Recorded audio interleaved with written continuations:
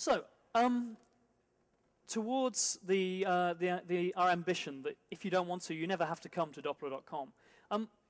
There are a lot of places now where we see little sort of the tip of the app's iceberg appearing on other people's sites. Widgets and plugins have sort of been an interesting thing for years, and they've been, you know, put a badge on my site, little fragments of code for a while. But I think the nice thing now is these are becoming more and more active, active badges, active profile boxes, this sort of thing. So what we do at Dopplr is we put, we're starting to make badges and profile boxes and things for every system that we can think of that comes out. So the obvious place to start is Facebook. The Facebook F8 platform is actually a really impressive piece of work. When it came out, I sat down with the documentation, and after a bit of swearing, in an afternoon I had something running on Facebook. So the nice thing about Facebook, I think, is that it does very well this sort of live stream thing. It's all about saying what is happening to me, and then anyone who cares to follow that can come and find it, can get it in their feed. So we make a profile box for you to say where you are, when you're going to be, and then on travel days we push an item into your mini feed. And the thing for me here is that I don't want to re-implement Dopplr within Facebook. I just want to echo important information about your Dopplr activities into the place where other people are going to see it. So what were the things that I sort of found out by doing a Facebook implementation? Well, Facebook proxies directly to your server. So Facebook sort of wrap up the user experience so that everything that the user sees appears in a Facebook framing. And you can do this just through iframing, but the smart way to do it is to you create FBML-based applications. FBML is actually quite nice. It's basically an XHTML subset with some additional tags in the Facebook namespace. And they do Facebook-like things that get expanded on the Facebook side. So I say FB:user ID equals something. And then when that's presented to you, it's been expanded to the username of that user and a link to their profile page.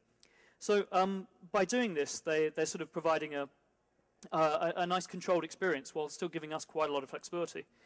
But the way they do this is that every time a page under apps.facebook.com gets hit for your app, they go and proxy that request through to your server. So that's, you know, there can be the big denial of service thing if that means that you get hit with a lot of, if your app's really popular, then you're going to get hit with a lot of requests. I think more importantly for the developer is that makes it that little bit harder to have a development server, to have a development copy on your laptop. So what we end up doing in our development version of the site is proxying through our laptops with a reverse SSH tunnel so that Facebook can see them. But that's really the only way to see what it's going to look like when it's on Facebook.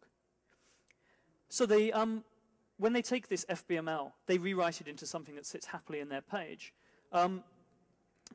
There's a lot of stuff they do to protect other users, other apps on the same page from your app. So specifically, they will take all your, you can actually style, you can use JavaScript and you can style with CSS, but they will rewrite all the IDs on any of your elements to be namespaced under your app, and they'll rewrite the CSS appropriately to go with it. So you can actually style your profile box or whatever as much as you like, and it will, but you will not be able to affect anything else on the page. And in particular, this means that they rewrite some URLs to cache whatever they can.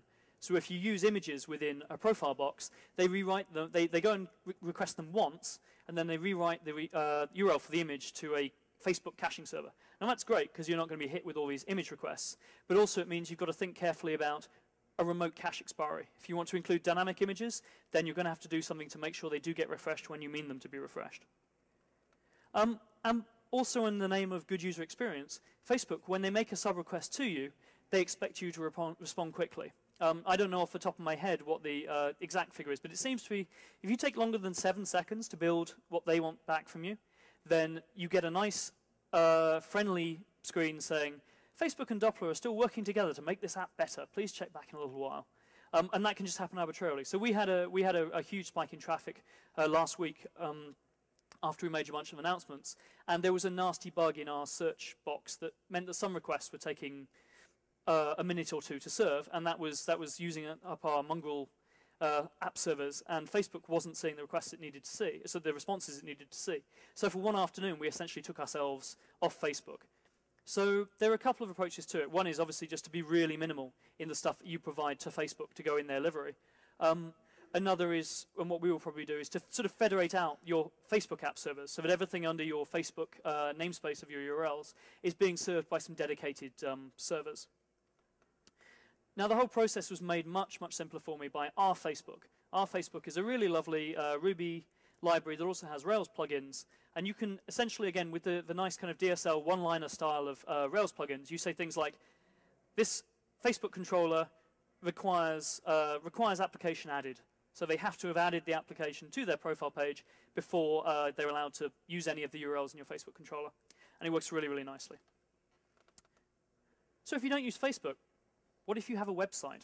That would be a nice place to put some information on. So here is a typical blog of someone who travels a lot. And in the corner here is our soon-to-be-launched blog badge. Now, we've really enjoyed developing this because we'd already done the sort of the design thinking about what's a useful little box of Dopplr information, and how can that stand alone in a page amongst many other things that aren't sort of Dopplr related. So we decided to just take the Facebook profile box and turn it into a JavaScript badge.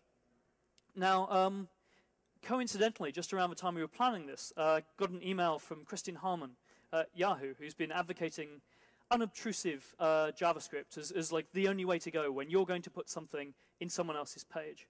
So the code that we end up giving to our users to put in is just that. You put a div in your page, the place you want the badge to appear, and there's a script tag.